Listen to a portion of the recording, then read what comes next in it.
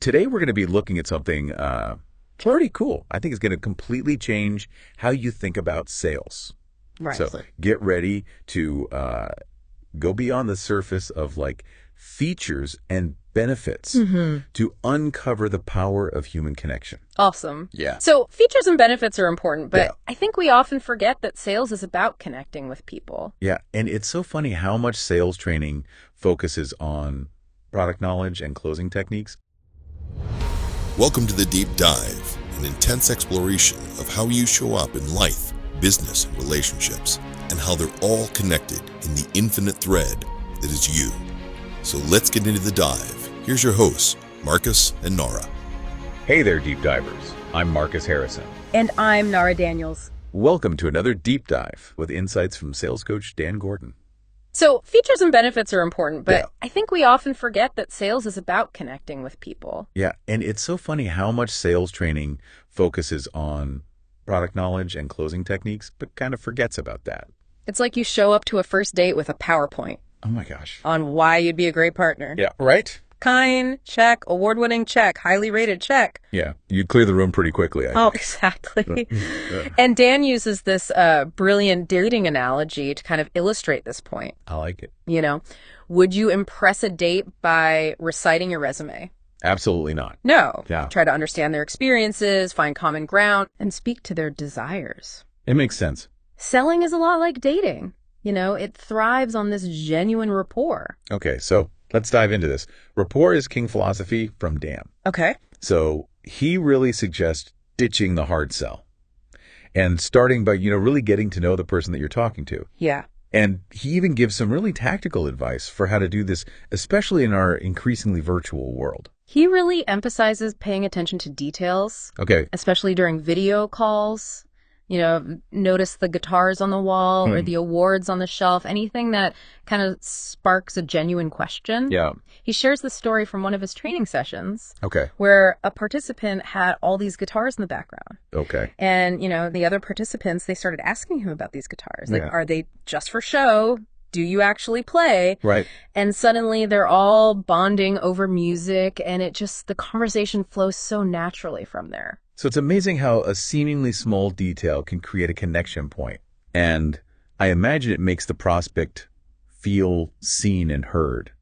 Like you're genuinely interested in them as a person, Yeah. not just a potential sale. Yeah, you're not just trying to force a product down their throat. Right. When they feel safe and understood, they're more likely to open up Yeah. about their struggles and their challenges. Which I think is key. It is. You're building trust. And as they open up, you're also gaining all this valuable information about their needs and pain points Yeah. and their challenges, which of course can inform your sales approach. Yeah. But how do you make that transition from casual conversation to actually talking business? Right. I feel like that can be a really awkward shift sometimes. It can. So what does Dan suggest? He suggests, actively listening for those pain points and then offering advice. Yeah. But I think the real magic is in how he phrases it. Okay. He uses this key phrase. It's interesting when you mention this specific pain point. Would it be okay if I offered some advice? I see. So by referencing something specific that they've shared, you're demonstrating that you've been listening Exactly. and you're asking permission, which I think is key. It is. Because you're showing respect and you're also creating that collaborative atmosphere. Exactly. It's not about pushing your agenda. Right. It's about being helpful and being a resource. And who's going to say no to a genuine offer of help? Right. But this is where it gets interesting. Dan actually advises against completely solving the problem right away. Really? I know. It seems so counterintuitive. Yeah. Why wouldn't you want to show how helpful you can be? Exactly. Well, his reasoning is that by exacerbating the problem just a little bit, Okay. you actually build the pressure and position yourself as the solution. So it's about ethically raising the stakes to emphasize the value of what you offer. Exactly. So it's not about being manipulative. Right. It's about helping them see the full scope of the challenge Yeah. and the potential consequences of inaction. Right.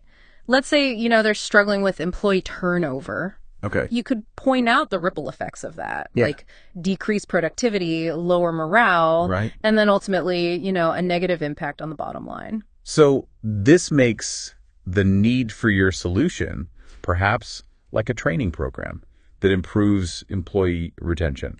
Yeah. Much more apparent and urgent. Exactly. Okay, I'm starting to see how this works. It's subtle, but it's powerful. Yeah. But we can't forget the importance of silence. Okay, this is something I struggle with, I know a lot of people do. especially in a sales situation. Like, I always feel this need to fill the void with chatter. Yeah, you don't want to have any dead air. I know.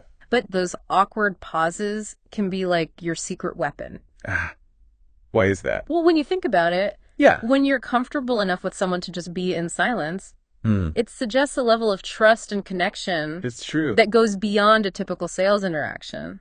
Okay, I see what you're saying. You're not trying to, dominate the conversation or push your agenda. Yeah. You're giving them space to think and process. So silence can be incredibly disarming It can. because it creates a space where the prospect feels safe to open up Exactly. and share what's really on their mind. And often they'll reveal valuable information Oh, wow. that they wouldn't have shared if you were just constantly talking. So it's about shifting from a monologue to a dialogue. Yes. A true back and forth where both parties feel heard and respected. Exactly. But silence isn't about sitting there staring at them until they start talking. No. It's about being comfortable with those pauses and using them strategically. So Dan suggests letting them linger for a moment after they finish speaking. Okay. A lot of times they'll fill that silence themselves Right. with additional information or insights. That makes a lot of sense. And if the silence kind of stretches a bit too long, you can gently prompt them with a phrase like, I know you're thinking of something. Why don't you tell me what it is? I love that. This kind of encourages them to verbalize those unspoken concerns or desires Yeah. that might be holding them back. It feels very subtle but inviting. It is. Not like putting them on the spot. Yeah. So what they reveal in those moments of silence can be the key to unlocking the sale. It can be. You might uncover a hidden objection or a deeper need. Yeah. Or even like a personal connection that allows you to, tailor your approach Right. in a way that truly resonates. Exactly. Wow. It's amazing how much we can learn when we just stop talking and start listening. It is. But we've been talking a lot about building rapport and uncovering needs. Yeah. How do you actually transition from that casual conversation Right. to actually talking about your product or service? So Dan calls this technique bridging. Okay. And it's all about connecting what you've learned about the person to the value your product or service offers. Instead of launching into a generic pitch, Yeah. you're tailoring your message to their specific situation. Right. He gives this great example. Okay. So he says, it's interesting when you said mention their pain point or challenge. Would it be okay if I offered some advice based on what I've heard? I like that. By referencing their words, you're proving you were listening. Mm-hmm. And by asking permission, you're being respectful. You got it. So this bridging technique smoothly transitions you It does. from building rapport to presenting yourself as the expert who can help them solve their problems and achieve their desired outcomes. Exactly. So it's almost like you're saying, I've heard you, I understand you, and I believe I can help. That's a great way to put it. That's a powerful message, It is. especially It is. when it's delivered with genuine empathy and a desire to serve. Yeah. But even when you've established rapport, you've uncovered their needs, Yeah. and you've smoothly transitioned to talking about business. Yeah. Dan cautions against completely solving their problem right away. Oh, wow. I know, right? Okay, I'm curious about this one. It's another one of those counterintuitive moves. He actually suggests subtly exacerbating the problem a bit. Why would you want to make their problem seem worse? I know. It's Yeah. like, wait a minute, shouldn't we be making things better? Right. But his reasoning is Okay. that by highlighting the potential consequences of not addressing the problem, Okay. you create a sense of urgency I see. and emphasize the value of your solution. So you're not trying to scare them or anything. You're just Right. helping them recognize the full scope. Exactly. Beautiful. So it's about shifting their perspective from this is a minor inconvenience Yeah. to this is something I need to address now before it becomes a bigger issue. That's a good way to put it. So for example, say they're struggling with inefficient communication between teams. Okay. You could gently point out the potential consequences of that. Yeah, like what? Things like missed deadlines, project delays, Uh-huh. increased frustration among employees. Right. This makes the need for your solution. Yeah. Perhaps like a project management software that streamlines communication. Yeah, Much more apparent. it does. It's a subtle but powerful way to guide the prospect toward recognizing the value of what you offer. I like it. But it's crucial to do this ethically, Yeah. with genuine concern for their well-being. Of course. You're not trying to manipulate them. Right. You're trying to empower them Yeah. to make an informed decision. Exactly. And speaking of empowerment, Yeah. one of the participants shared a really powerful reframing technique. Okay. What's that? And I think it ties in perfectly with this concept. Okay. He suggested replacing the word problem with challenge. Interesting. Why is that distinction important? Well, he pointed out that the word problem has these negative connotations. It can make people feel stuck and overwhelmed, but a challenge is something to be overcome. It's an opportunity for growth and improvement. I like that. So it completely shifts the energy It does. from feeling defeated to feeling motivated to take action. Yeah. So it's about empowering the prospect to see a path forward. That makes sense. And the entire approach is about empowering both the salespeople and prospects to build genuine connections, understand needs, and find solutions that create positive outcomes. So it's not about manipulating people into buying something they don't need. Right. It's about helping them see the possibilities and make an informed choice that aligns with their goals. It's about working smarter, not harder, Yeah. and creating a sales process that is both effective and fulfilling. Love it. This has been incredibly insightful. I'm already starting to think differently about my entire sales approach. Me too. Dan Gordon's emphasis on emotional intelligence, building rapport, qualifying leads has really shifted my perspective. It's a refreshing reminder that selling doesn't have to be about pushy tactics or manipulative tricks. It can be about genuine connection, Yeah. authentic communication, Right. helping people achieve their goals. And that's a much more fulfilling way to build a successful business. Absolutely. Yeah. But before we go too deep down the rabbit hole of rapport and connection, Okay. we need to take a moment to process all these incredible insights. I agree. But let's shift gears for a moment and Yes. kind of revisit something about silence being such a powerful tool Right. for building that intimacy. Okay. Remember that. I'm still wrapping my head around that concept. I know a lot of people are. It feels so counterintuitive Yeah. to all that traditional sales advice Right. of, always be closing and filling every silence with a pitch. Yeah, nobody wants dead air. Right. But think about it Yeah. in the context of our personal relationships. Okay. When you're comfortable enough with someone Mm-hmm. to just be in silence with them, Yeah. it suggests a level of trust and understanding That's true. that goes beyond those superficial interactions. That's a great point. Yeah, It's like you're saying, I'm not here to pressure you. I'm here to listen and understand. exactly. And that willingness to listen without judgment Right. can be so disarming Yeah. for the prospect. Yep. It creates that safe space for them to open up and share. So how do you actually put this into practice? Do you just sit there and stare at them until they start talking? Well, not quite. Okay. It's about being comfortable with the silence, Right. not creating an awkward standoff. Right. Of course. Dan suggests using those pauses strategically, so Sure. you let them hang in the air for a moment after the prospect finishes speaking, and a lot of times they'll just fill the silence themselves Really? with additional information or insights. So it's like giving them a chance to breathe and process their thoughts before you jump in with more questions or a sales pitch. Exactly. And if the silence stretches a bit too long, Yeah. what do you do then? You can gently nudge them Okay. with a phrase like, I know you're thinking of something.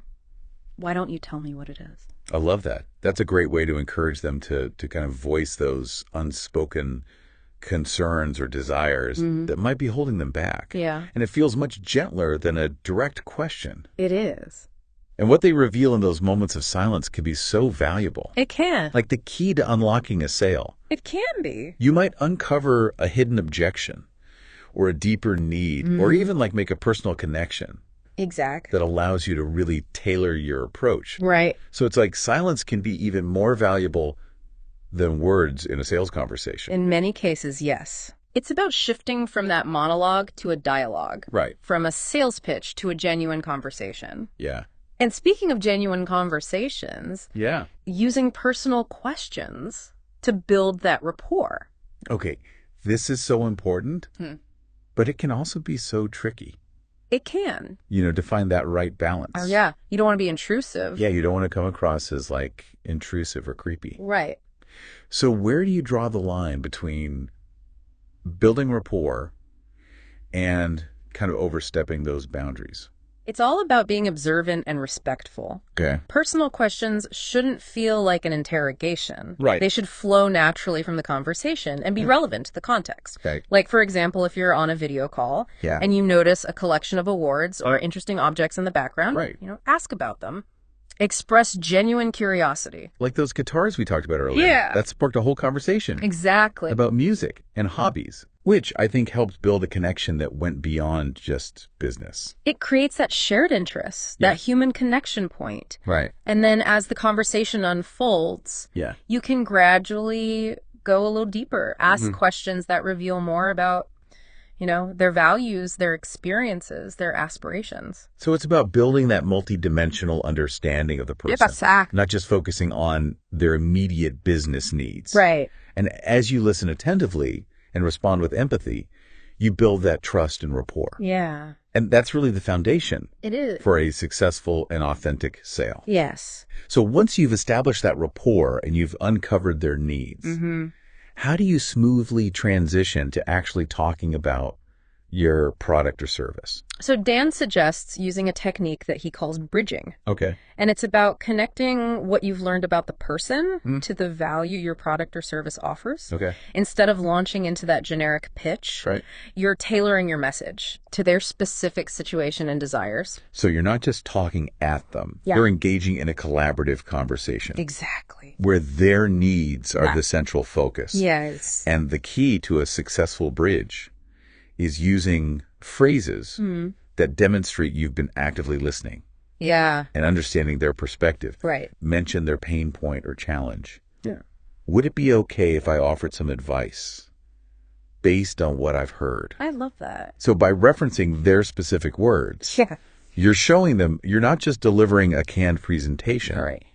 But genuinely responding to their individual needs. Exactly. And of course, asking permission is so crucial. It is. For maintaining that sense of respect and collaboration. It gives them that sense of agency and control in the conversation. So this bridging technique helps you transition smoothly from building rapport to presenting yourself as the expert who can help them solve their problems and achieve their desired outcomes. Right. It's almost like you're saying, I've heard you, I understand you, and I believe I can help. That's a great way to put it. And once you have their permission to share your expertise, then you can start connecting the dots between their needs and the specific features and benefits of your product or service. Exactly. But remember, even then, Dan cautions against completely solving their problem right away. Really? I know.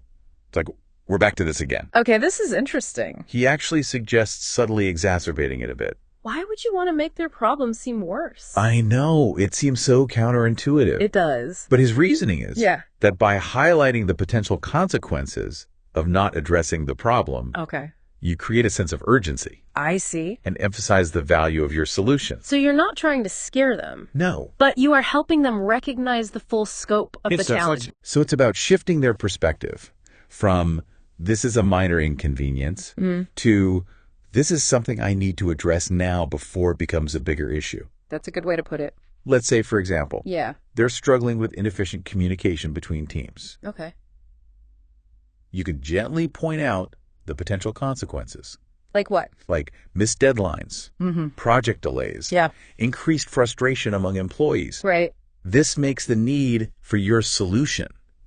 Perhaps a project management software that streamlines communication. Right. Much more apparent. It makes it more urgent. Exactly. Yeah. It's a subtle but powerful way to guide the prospect It is. toward recognizing the value of what you offer. But it's crucial to do this ethically. Yes. And with genuine concern for their well-being. Of course. You're not trying to manipulate them. You're trying to empower them Exactly. to make an informed decision. Right. And speaking of empowerment, Yeah. one of the participants shared a powerful reframing technique that I think ties in perfectly with this concept. What is it? He suggested replacing the word problem with challenge. Interesting. Why is that distinction important? Well, Tony pointed out that the word problem has these negative connotations. Yeah. You know, it can make people feel stuck and overwhelmed. Right. But a challenge is something to be overcome. Right. It's an opportunity for growth and improvement. I like that. So it completely shifts the energy. It does. From feeling defeated to feeling motivated to take action. Yeah. So it's about empowering the prospect to see that path forward. That makes sense. And this entire approach is about empowering both the salespeople and the prospects to build those genuine connections, understand needs, and find solutions that create those positive outcomes. So it's not about manipulating people into buying something they don't need.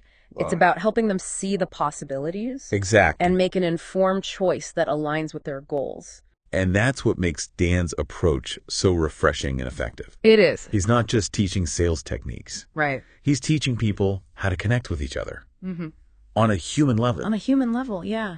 It's a reminder that selling at its core is about helping people. It is. And when you approach it with that mindset, the entire process becomes more authentic and fulfilling for everyone involved. Couldn't agree more. And I'm really struck by this emphasis on the power of emotional intelligence. So crucial. Yeah. You know, recognizing that sales isn't just about logic and persuasion, but about really understanding and connecting with people on a deeper level. Yeah, absolutely. And one of the key takeaways for me has been this idea of painting a vivid picture of the future for the prospect. Yeah. It's not just about listing features and benefits. Right. It's about helping them see and feel the positive outcome that they desire. It's about tapping into those emotions and aspirations and showing them how your product or service can really transform their lives for the better. He uses this brilliant analogy of a flat tire. Oh, yeah. If you have a flat tire, you don't care about the mechanics tools or the technical details of the repair. Yeah. You just want to be back on the road, feeling the freedom and momentum of moving forward. You want to get to your destination. Exactly. So in a sales context, this means focusing on the end result. Right. The feeling of relief. Yeah. Getting back on track. It's about showing them the destination. Yeah. Not just the vehicle. And that destination, that vision of a brighter future, should be tailored to their specific needs and desires. Yeah. And this is where all that rapport building and active listening we talked about earlier becomes so crucial. Absolutely. By understanding, you know, their pain points, their motivations, their aspirations, you can craft that vision of the future. Yeah. That truly resonates with them. It's like you're saying, here's how your life could be better, brighter, more fulfilling with the help of what I'm offering. Exactly. You're not just selling a product or a service, you're selling a transformation. You're inviting them to be a part of a story. Yes. Their story, where they achieve their goals and overcome their challenges. It's about creating a shared vision of success, a partnership where you're both working towards a common goal. And that's where the magic happens. Yeah. When the prospect feels like you're genuinely invested in their success, not just your own commission. Exactly. They're much more likely to trust you and believe in what you're offering. So it's about building a relationship based on mutual respect. Yes. Understanding and a desire to create those positive outcomes. It is. Not just close a deal. Exactly. It's about shifting from that transactional mindset to a transformational one. I like that. And I think Dan's approach really challenges the traditional view of sales as this, you know, cutthroat competitive game. It does. Yeah. He's showing us that you can be both successful and ethical. That you can close deals while also building genuine, meaningful connections. And those connections, those relationships built on trust and mutual respect are what ultimately lead to long-term fulfillment and satisfaction. Yeah. Not just in sales, but in any career. So well said. So as we wrap up our deep dive, I want to leave our listeners with this question. Are you leading with features and benefits, or are you truly connecting with your prospects on a human level, understanding their needs, and helping them envision a brighter future? That's a powerful question. It is. And I think, you know, taking the time to reflect on that, to examine our own approach and motivations, can really transform not only our sales results, but also our overall experience as salespeople. Because at the end of the day, it's not just about closing deals. It's about making a positive impact, about helping people achieve their goals and live more fulfilling lives. Beautifully said. Well, until next time. Yes. Keep diving deep. Keep learning. Keep learning and keep connecting with the human beings behind every sale. I'm Nara Daniels. I'm Marcus Harrison. See you next time, deep divers. We hope you enjoyed the deep dive. Subscribe to the podcast for more deep dives as Nara and Marcus traverse the infinite exploration into the mind and soul of you. We'll see you next time on The Dive.